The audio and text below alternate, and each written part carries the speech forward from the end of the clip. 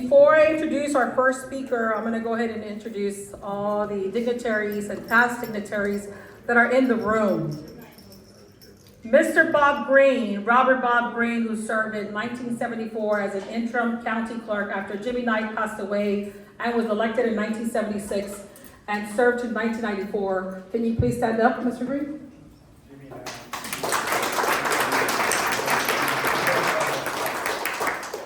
Mr. Rickoff, who was elected in 1994 and took office in 1995 and served to 2018. Can you please stand up, sir? Our judge and our current judge, or judge who was the district judge, is also Peter Sakai, now our county judge. We have our mayor from Bacone Heights, Mr. Rodriguez, as well.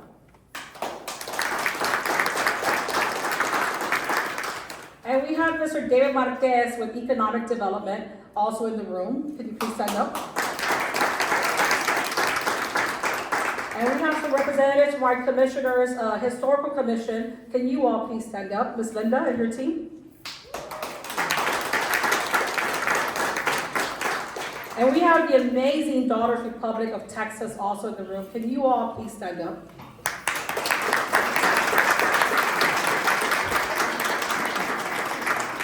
And we do have some nonprofits. We have Ms. Pamela Allen with Eagles Flight Advocacy and Outreach in the room. Can you please stand up? And we also brought the vendor who did all the preservation work for the previous elected officials and for many other entities in the county, in county government. Mr. Scott Foster, can you please stand up from Copeland? And we do have somebody from UTSA. We have Mr. Moak. Can you please stand? And we do have the Women Unlimited women representing also as well. Can you all please stand up? And of course, my amazing team from the county clerk's office is all around you. Give them a round of applause.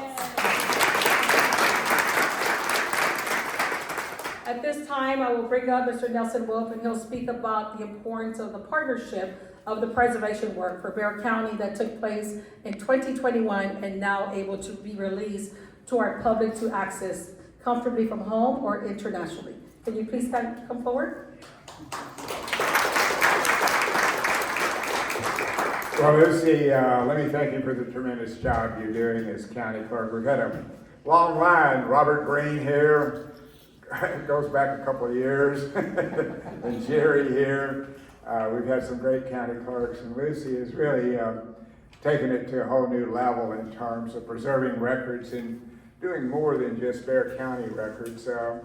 I know when we bought this building from the Federal Reserve, it was a little controversial move with them, but we got it bought, and then I remember when the daughters said, well, we need some place to keep our collection, and we all got together and made a deal with the daughters, and you see their collection here. So it goes beyond just what Bexar County has done. But Bexar County has been a leader in it, and so often it's overlooked. The Bexar County Historical Commission, what a record they have. When you go back to, I think it took us 9 years when we started working for a designation of the World Heritage Site for the missions and for the Alamo, it was the Bexar County Historical Commission that led that effort and did that hard groundwork that we had to document for our right to have these designated as a World Heritage Site. And when we went to Bonn, Germany, we would not have been going to Bonn, Germany, had it not been for the work of Bexar County and what we did for the river going south that now has a portal to each mission. So we've been in the forefront. Bexar County's been in the forefront of preserving records, of making the case for the historical designation of all of our missions, and then for broadening our efforts and being a partnership with the daughters here. But Lucy's really been at the forefront of making a lot of those things happen, and I'm so thankful for the work that all the county clerks have done. So again, we're taking more steps now, digitizing records. It's just amazing to me when I come back and I can see not only the visible aspects of what we've done, but be able to go on a computer on the digitized forms and being able to go all the way. Casa Nevada, we have some folks here from there today. Another tremendous improvement. We got the old Henry House. What's it doing sitting on a parking lot? We got to get together and find out who messed that deal up. Judge, that's a good job. and got to stay on top of how UTSA is working in terms of the plaza that would be coming up from the creek and leading into the Navarro House. So we're sitting right here in the heart of Bexar County, the Bexar County Courthouse, and the people that's worked so hard for it represent what the community means and keeps our culture alive. So thank all of you for what you're doing.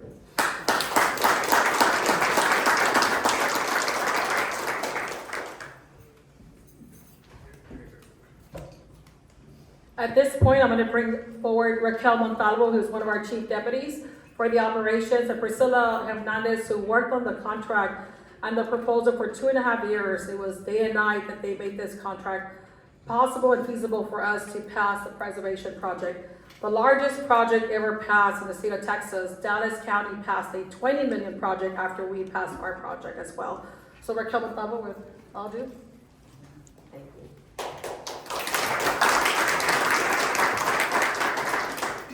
Thank you very much. We do have Mr. Freddie Bustillo here today, and I think he would like to say a few words. Mr. Bustillo, if you don't mind. Yes, you do. Yes, indeed.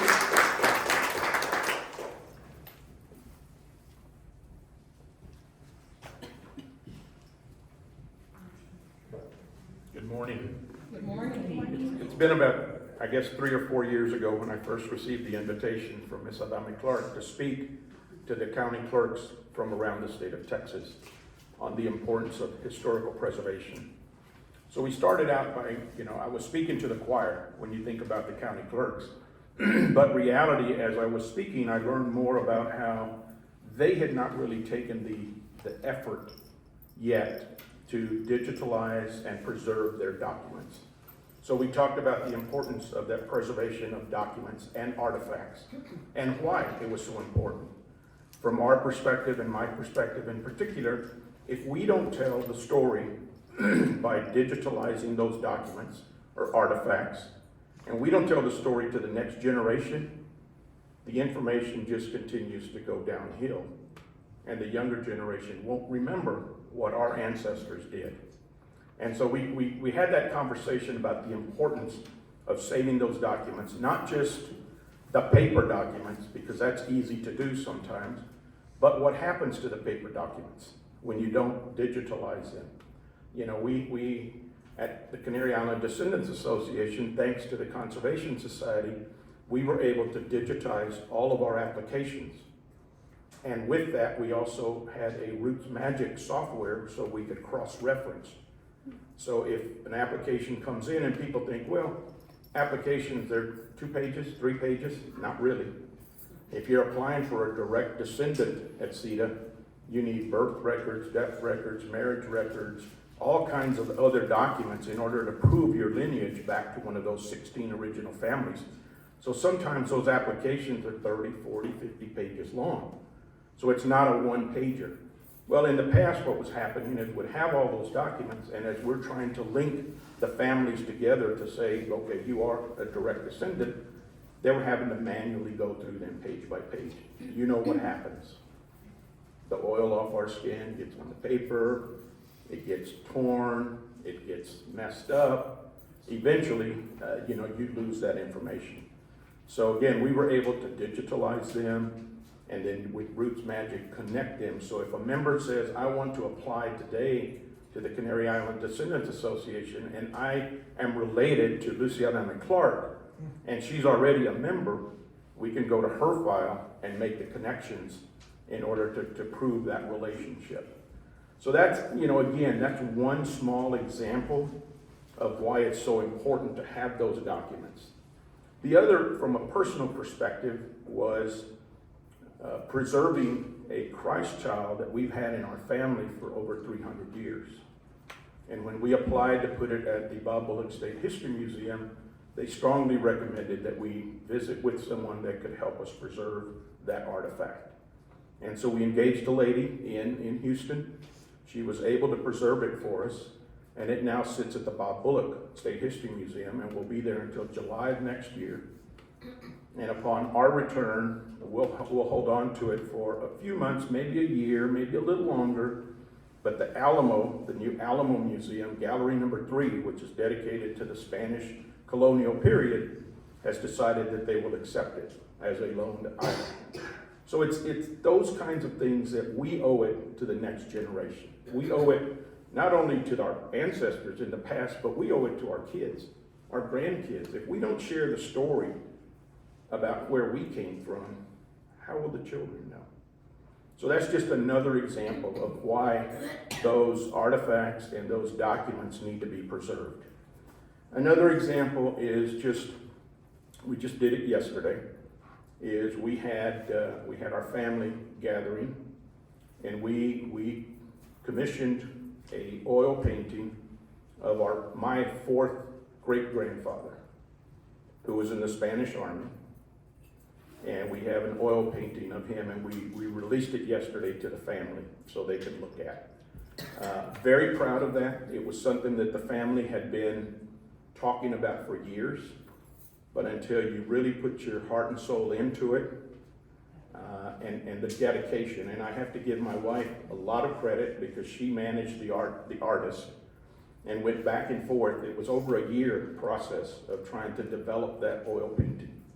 Erica Haskins was instrumental in giving us a lot of historical information. And so when we completed the painting, we also talked yesterday about the importance of symbolism. So here is my 4th great-grandfather sitting in a chair with his Spanish military uniform. In his left hand is a family branding iron with his initials. On the table next to him, 4 books. He was an avid reader. He was a schoolmaster. And on top of the books were leather glasses that were his that are now in the Alamo.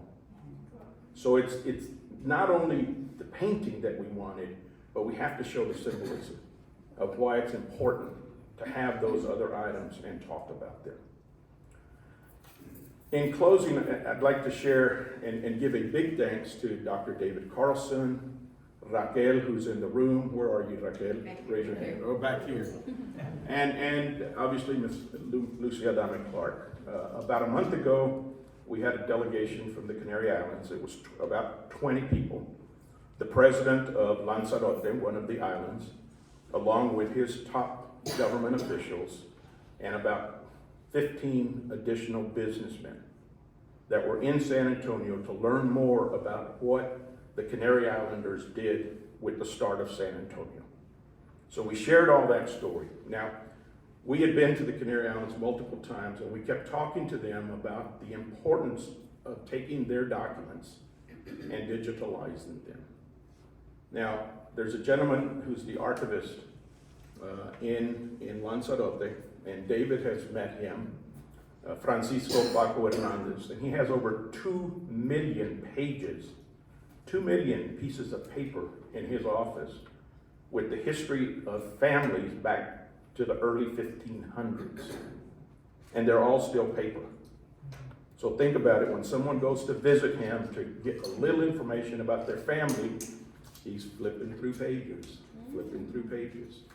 So we had been talking to the government about, you need to digitalize them and then come up with a program so you can cross-reference. The president, we invited him to come to the courthouse.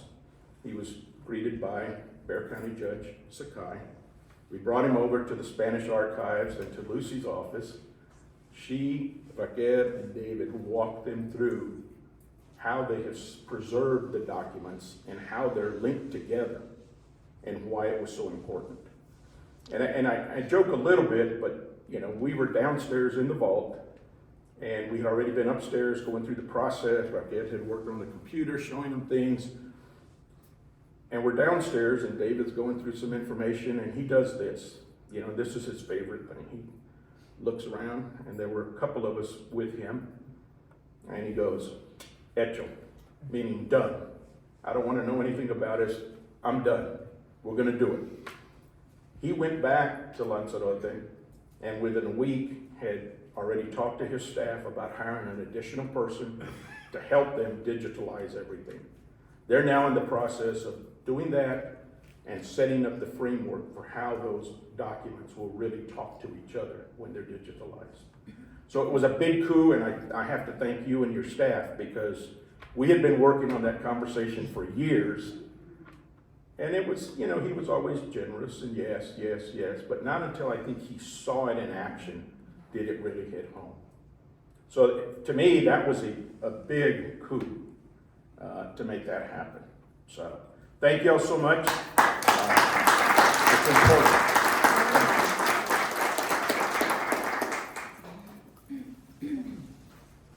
Thank you, Mr. Bustillo. Now, Priscilla Hernandez, the Chief Deputy for Lucy Adame-Clark, the County Clerk. She's going to say a few words, and she's going to cover the Commissioner's Court minutes. Thank you.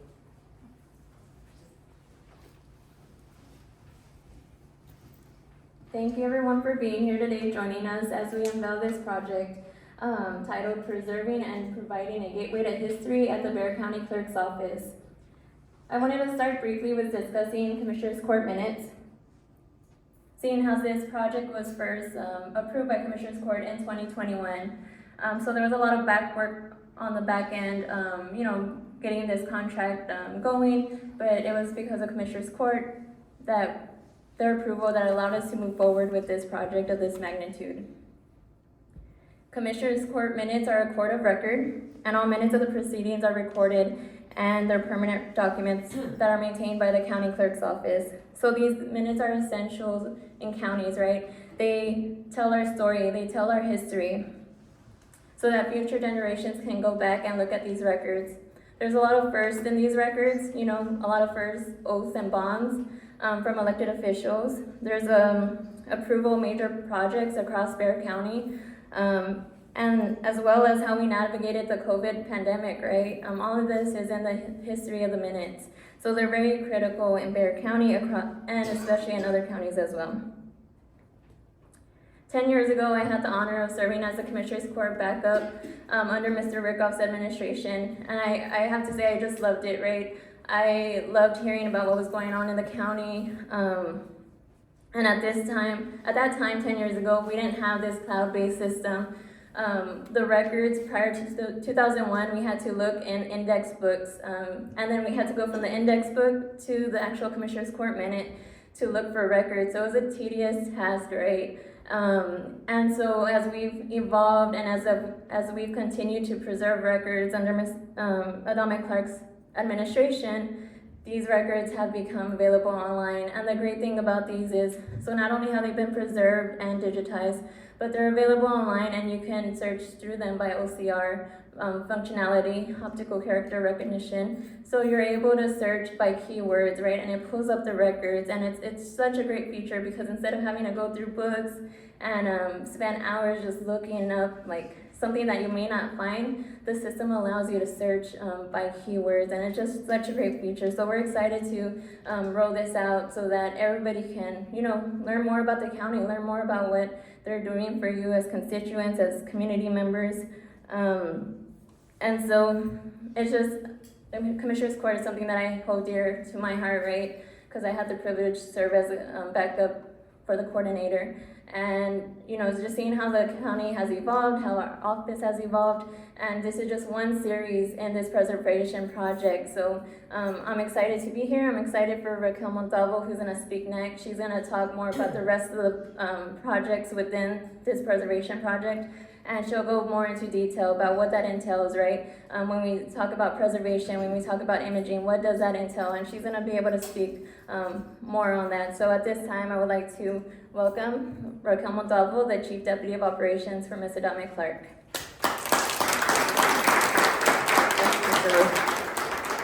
We have to turn this over so I can take a look at the screen here. Good morning, everyone. Thank you for coming. My name is Raquel Montalvo. I'm the Chief Deputy of Operations for Ms. Lucy Adame-Clark, the Bexar County Clerk.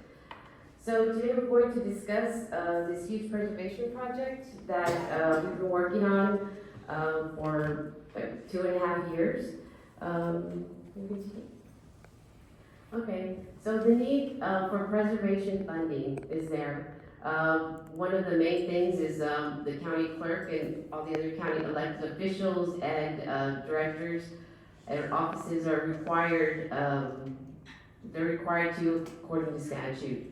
The funding is needed for proper storage and preservation. All these records, if there's no funding for location or to preserve them, then they're gonna deteriorate. And we need to have funds for preservation in order to safeguard these records in case of natural disasters. There have been several natural disasters that have been happening, and we just don't want to fall into those ranks. Preservation duties and responsibilities. So it is a duty of the elected official, county officers as records management officers to preserve these records. And I have that picture of Miss Adame-Clark there because her saying is always, it says we shall preserve these records. So that is a responsibility of all, the records management officers, which are mostly elected officials. And the ones that we look at that we have to be, that have to be preserved are of permanent value. Any record that is older than, that was, if we still have it in our possession, and it was recorded in 1950 or before, that is considered a historical record and it's a permanent record. So all those records need to be preserved as well. Okay, the preservation funding. Fortunately, the state of Texas did recognize the need for funding for preservation. There's two statutes, one came out in 1991 and the other in 2001. We have the Records Management Fund Preservation, and the county clerk may collect not more than $10 per document when it is recorded. And we have the County Clerk Record Archives Fund as well. That started in 2001, and it has a fee of not more than $10 as well. So for every document that we record, we collect $10 for records management and preservation and $10 for county clerk record archive fees. So that's $20 per document that's recorded. Those are the real property records, the mayor's license. I think that's the majority of those records that we record, but we do have a high volume of real property records. So we're kind of around 1,000, maybe a little less than 1,000 documents a day that are recorded. I was reading this article, and apparently individuals from Texas Court of Records Preservation, they had a task force, and for 2 years they went around to 500 storage facilities in the state of Texas. And as you see, and this is something this was in 2011. The funds were approved in 1991 and 2001. So we are aware of these issues, and we heard from the Texas State Library and Archives Commission. They showed us the pictures of where the records were kept in these storage facilities, and it was just horrible. And I am surprised it's still happening, but if you do have counties, even though they collect these fees, they may not have the economy may not be too good. So if they don't have a lot of real estate movement, then they're not going to be collecting those funds to preserve these records. So I just thought that was pretty interesting. Okay, so we do have the funds, we do collect the money. Commissioners Court worked with us in order to, on March 2021, they approved a $18 million contract to preserve the county clerk records. So that's something we're very proud of. We did, this was for a 2-year project with a 1-year extension. So we did have to go back to the current Commissioners Court to get that 1-year extension so that way we could continue on with the project. Okay, this is a summation of services. $18 million is quite a bit of money, so these are the services, the major services that took place for this project. Index and legal description and document numbers for over 2 million real property records, preservation, imaging, and indexing probate cases. On these probate cases, we have case number 1. The cases from 1836 to the 1980s, those are permanent records and they were not preserved. The records from 1836 to 1928, those are preserved during Mr. Rickoff's administration. And in this current project, 1929 to 1980, which keeps us in compliance with the Texas State Library Archive Commission. So we are covered. Everything after 1980 will have microfilm backup, and we do have it digitized as well. So, so that was a great, and I couldn't believe those records were great records. I went through those because I was looking for a record that a customer was, they were upset, and I went through, I don't know, about 20 boxes, and I'm glad I did because those records were very, very interesting. And restoration, preservation, and binding of Spanish archives and other historical records, uploading digital images. So once these get digitized, they are going to be loaded into an existing records management system for public access. A lot of times people will, let's just scan it, but you do have, that scanned image has to have a place to live once it is scanned. So it's not as easy as scanning something, you can just put it, in the computer. You do have to have some sort of system in order so you can retrieve those records. Printing and custom binding of enhancing translation, transcription images. So these images, we have several translations and transcriptions. We've had several people working throughout the years during Mr. Green's time working with the county clerk's office. So they sat down and they looked at all these original documents, and they created a translation and a transcriptions for these records. And those are here that was done here at Bexar County. We talk a lot about the translations at UT in Austin. Those were reprinted and, I'm going ahead of myself. Those were reprinted, and we had a more sufficient binding for them as well. And they were imaged. Archival custom shelving for our probate and safekeeping area that really needed updating. We had some DD-214s that had to be digitized. It's the first, the first 39 books that were not digitized. So those had to be digitized and indexed. So the person already spoke on the Commissioner's Court minutes. So that went all the way back from 1837 to 2001. And of course the archival microfilm. I know a lot of people don't like to talk about microfilm, or they want to get away from microfilm. About a couple of weeks ago, I had requested someone to come down from the Texas State Library Archive to come talk to us about PDF archive. And they responded to me stating that they're still recommending that microfilm is backup for these records. Okay, Spanish archives. So we have restoration, preservation of original fragments, broadsides, Spanish deeds and grants, which we do have here. Y'all can take a look at those if you like. And then the rebinding that I spoke of as far as with the translations and the transcriptions. And I would also like to add, the originals have been imaged and digitized. The translations and transcriptions are available along with the original. So when you bring up the original, you have a tab where you can click on the translation or the transcription of those records.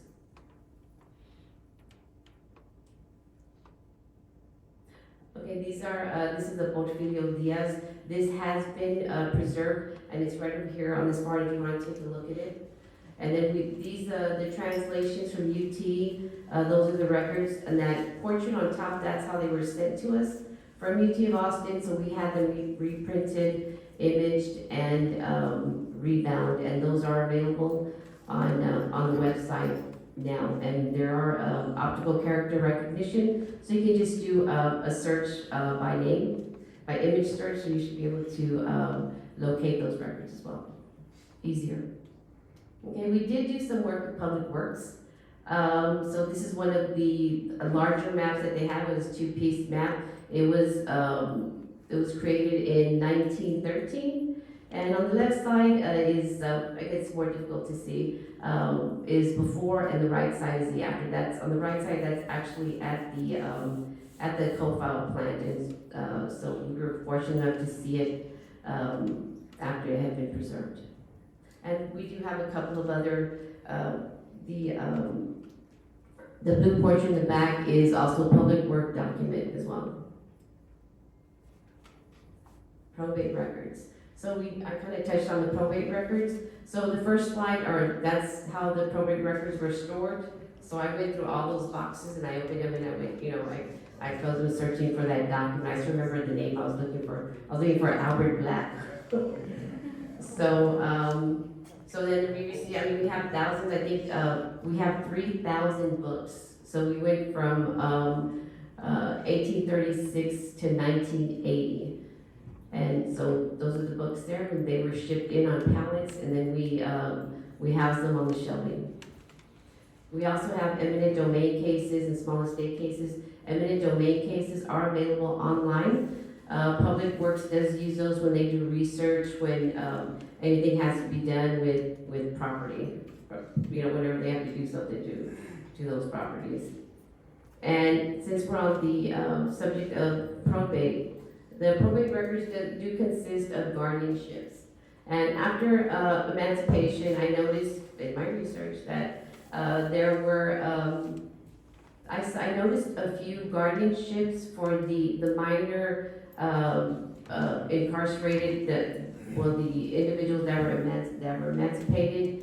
So they, individuals were taking guardianships over these minors, and some of those, it has a story, and it says, I guess because they had to explain why we're taking guardianship over these, this child, this minor, because, whatever the story is about the parents. It does have a name. Usually it has a first name, and it has the age. It'll have like a sister or brother, whatever the case is. And this is part of the article I referenced earlier, and it's for some people, these documents may contain the only written records that exist about their ancestry. So that is a true statement. That's something that I have thought of plenty of times. So right now we're working with AI to go through the deed records, the probate records, and that's going to take out a description of the document, and it's going to list the individuals listed on that document as well. And it's pretty impressed with that, because they not only give us names, but they kind of give us a description, and usually these documents are older and they're in cursive, so it's a lot easier to understand these records. Citizenship records, okay, so can you go back one? I think when you go back to the next one. Citizenship records. So citizenship records, just hold on a minute. So the index to naturalization records, oh my God, that's such a gem that we found. So if you do a control click, on that.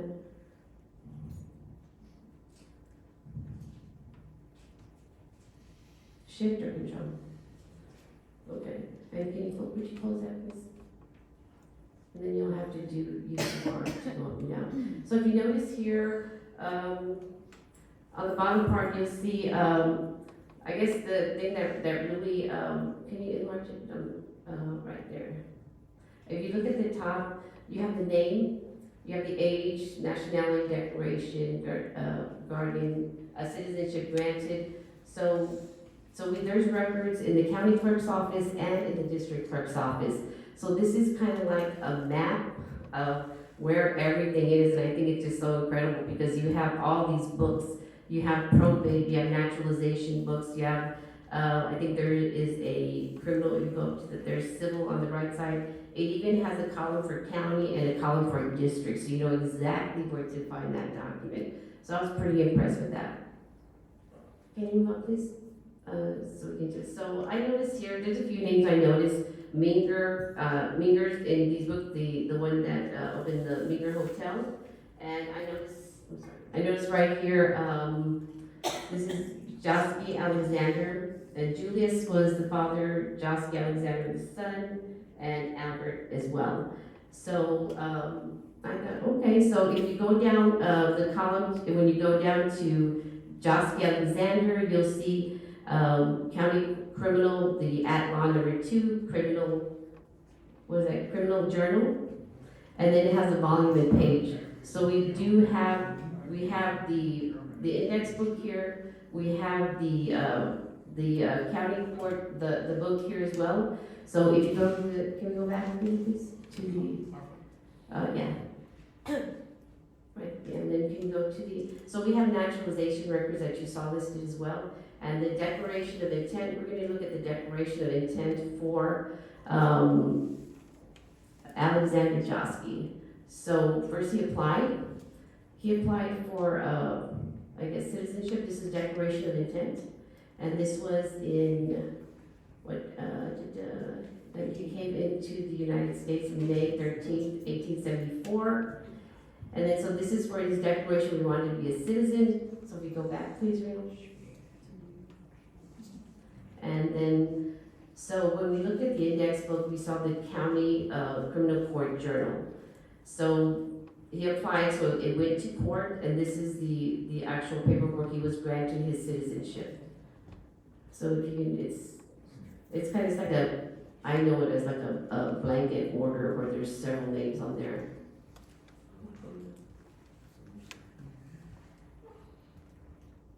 So we have the book in the back also.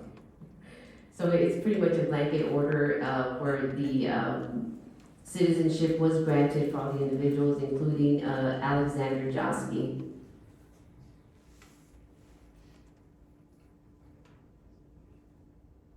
That's interesting.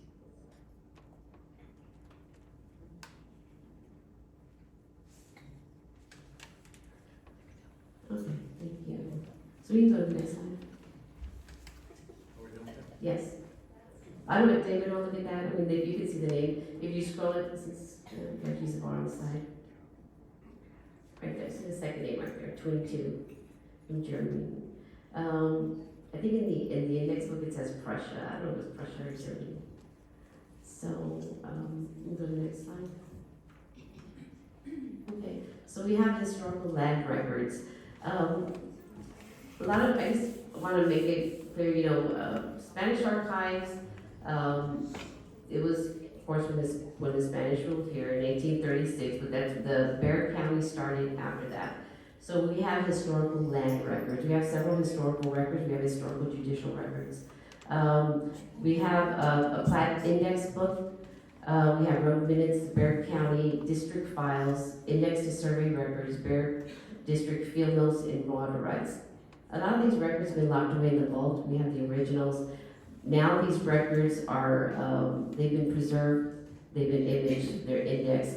So now they can be utilized by public works, they can be utilized by title companies, they can be utilized by anyone doing research on property. A lot of times we'll have older properties that do not have a plat, so it's difficult to find the deed or it's difficult to find something. Now we have these, which are the survey records, because usually the individual doing the research will know what the survey is, so they can just go to the survey and locate that. So I have an image of the Plat Index book. It's kind of this particular Plat Index book is an earlier index, so it's kind of like the naturalization index book. So when plats were starting to be recorded, they recorded them in the deed records instead of their own department. So if you notice the X's and all the letters, all those are deed books. So we have those indexed, and we provided a copy of the deed record that's considered a plat in the plat records as well. So we were able to do that. A while back when we had a class, we had an individual ask us, when are you going to put those plats on there? So we have taken care of that, so I'm glad we did. This is a really good index book as well. And we have road minutes.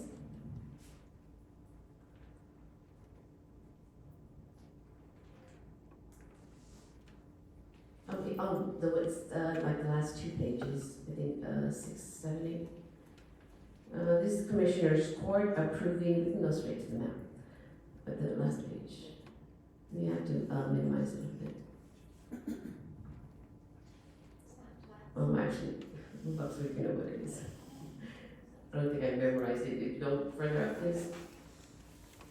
Okay, platted land conveyed by Bexar County to City of San Antonio for flattening of curve at the corner of Main Plaza and Dwyer. And then it provides the plat, the drawing of it. So there's Dwyer, and this was, I believe, in, was that 1910? Is that what, or 1920? What was that say? This is December 2nd, 1920. Yeah, 1920. So that's pretty, you know, we'll see a lot of maps like these in these books, and they're very interesting. And again, this is, you know, researchers can use these records.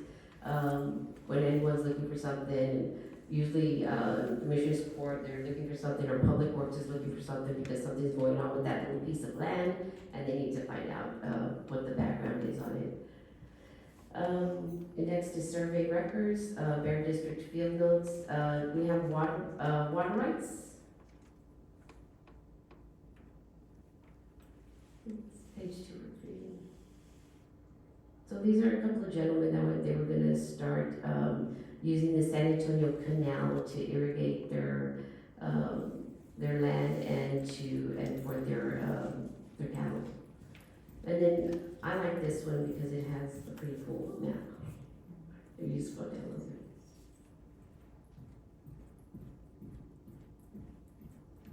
That's nice. And this was, what year was this, Reno?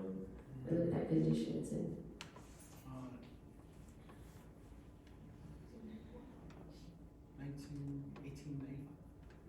1890s. I mean, and then, see, these are the type of records that we need to take care of. I mean, it even has color in it. So the records that, the maps and the records that do have color, I think we're making it a rule to have that digitized in color so that it can be viewed as such.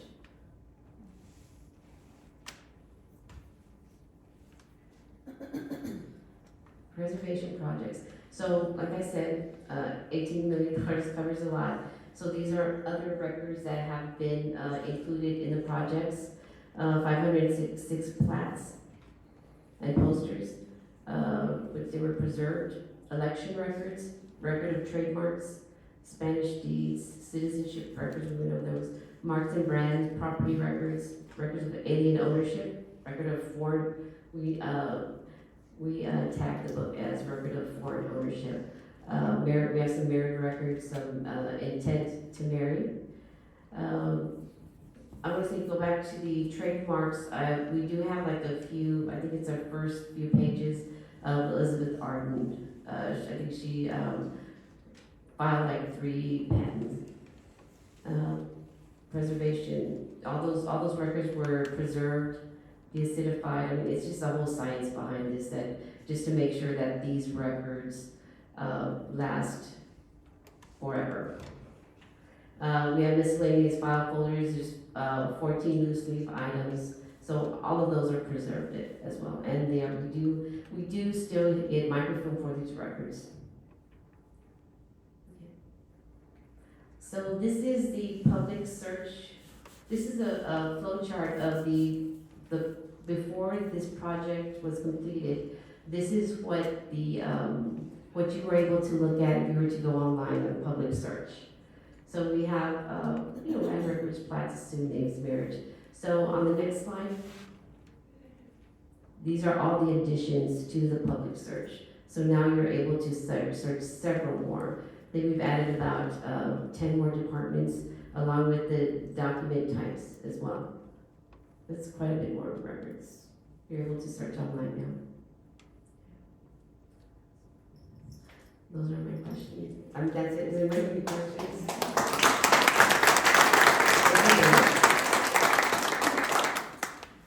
Yes, ma'am.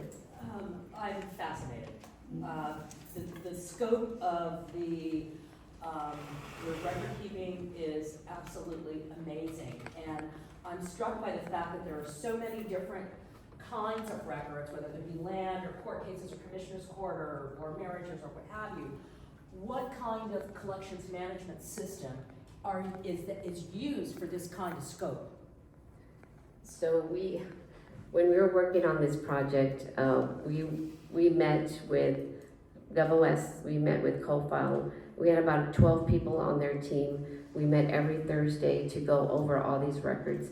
And as we went over, we kind of found like, hey, this is the index for this, or this looks like it's a deed. Does it go with this? And that's how we kind of worked through it. And it was like it was a learning exercise for not only, the county clerk's office, but for the vendors as well. I mean, we worked together just to get it to where we put all the matching pieces together. So I guess maybe my question wasn't clear. Are there several different types of collections management systems that you blended together? No. It's one collection management system. Yes. Very impressive. Yeah. So now we started to kind of see what was next, what's on the horizon for our next preservation project. We're going to touch more on the judicial side. Like I said, anything that was recorded before 1950 is a permanent record. So we do have quite a bit of those records that do need attention. Thank you.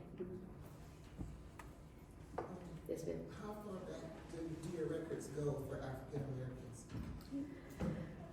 What I've noticed, where I've seen those records is probate and deed records, and those go back to the 1836. I cover that. David Carlson can cover anything before 1836. So David, what records is? There are some Afro-mestizos that are mentioned in the Spanish colonial era records. We have the issue, of course, where during long years of chattel slavery, people of color did not have both a first name and a surname. And so we have bills of sale records throughout the Lone Star Republic period and into early statehood and into the Confederate era. And these are tantalizing in many cases, but they're also frustrating to work with because frequently the person does not have a surname. It's just a record of somebody being bought, sold, claims being made on that person's life and labor by the heirs of the slaveholders and that kind of thing. Raquel did mention these really intriguing cases that cropped up about guardianships, where these are people who were born during slavery days and held in bondage, and then they were freed, but then a person is making a guardianship case on those records. So more research is clearly needed on that score. But when you get into the mid-19th century, you start to see all sorts of records where people are organizing their churches, they're getting mortgages on a secondhand organ so that they can have music in their worship services and that kind of stuff. So you can start to kind of replicate that. People start to acquire property of their own. People start to register their own cattle brands, all of that kind of stuff. So, Thank you, David. I do have to thank everyone involved. It was a lot of work. Ms. Adame-Clark, David, all the departments that participated whenever we had questions about just to double check on these records, the judicial records, the land records. We even work with Public Works on just kind of get their advice on some of the items. So I mean, it's been interesting. I'm glad I was part of the project. I'm glad Ms. Adame-Clark allowed me to work on this project. I'm glad for the experience I gained working for Mr. Green, working for Mr. Rakoff, and for Ms. Adame-Clark. And I've been fortunate to work with such great county clerks. Y'all did a great job. I can't complain. And and then of course you have the current county clerk who has the yes we can and yes we will work with the constituents, work with local, state, federal, national, and international government. So I think we're fortunate, and thank you.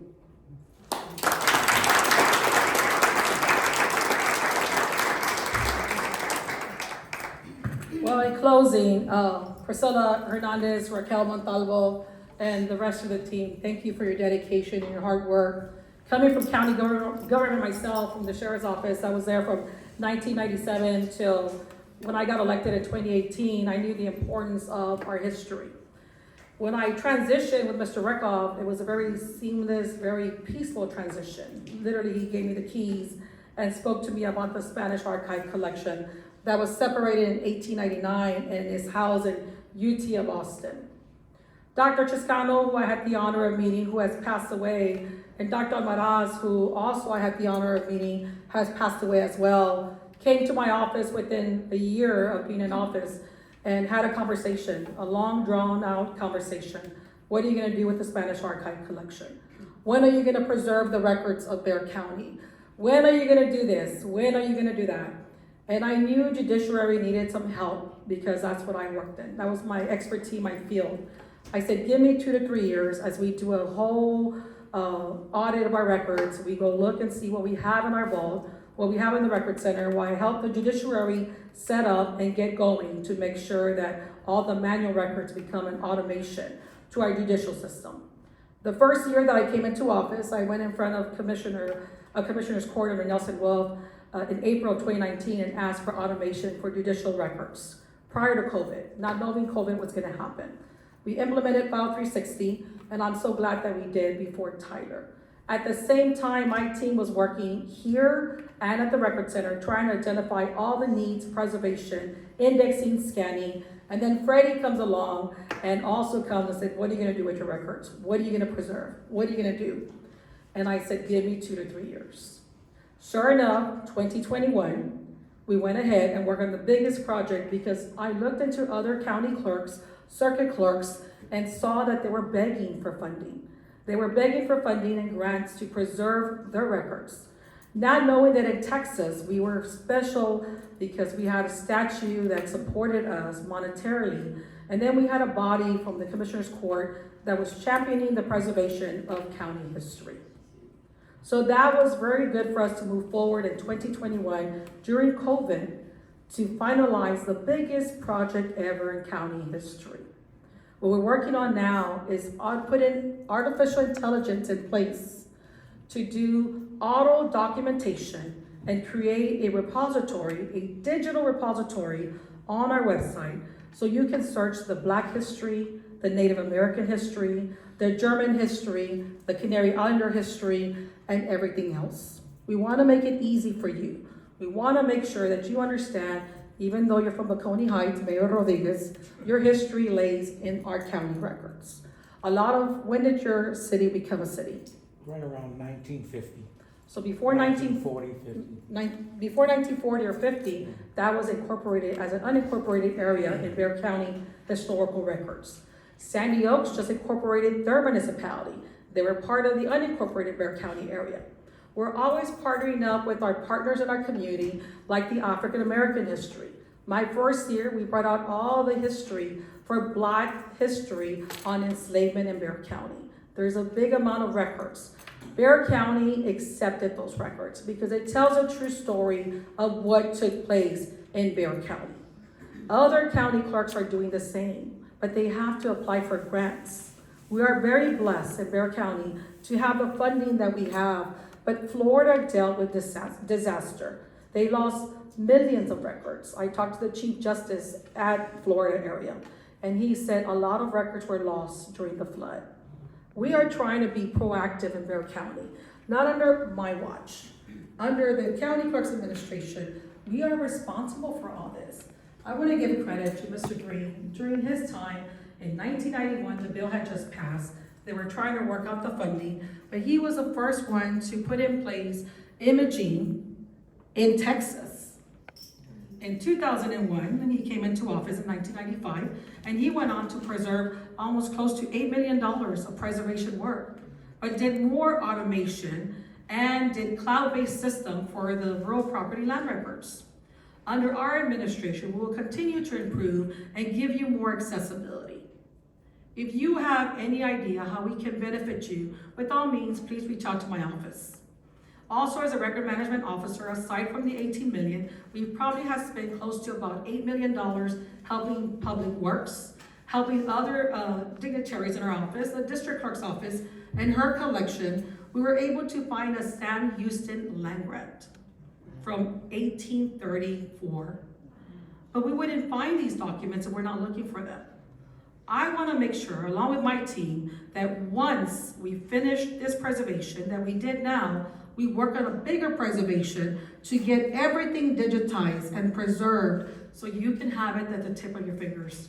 And research your family history, research your ancestry. Under Judge Sakai, who is an Asian individual, the first Asian ever elected in Bexar County, we have so much Asian history, where they were discriminated in California, where they were trying to erase the history.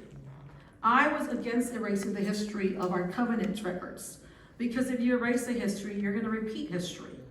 It's called unlocking history in our beautiful county of Bexar County. Bexar County included Oklahoma, Kansas, Colorado, New Mexico, and a little north of Wyoming.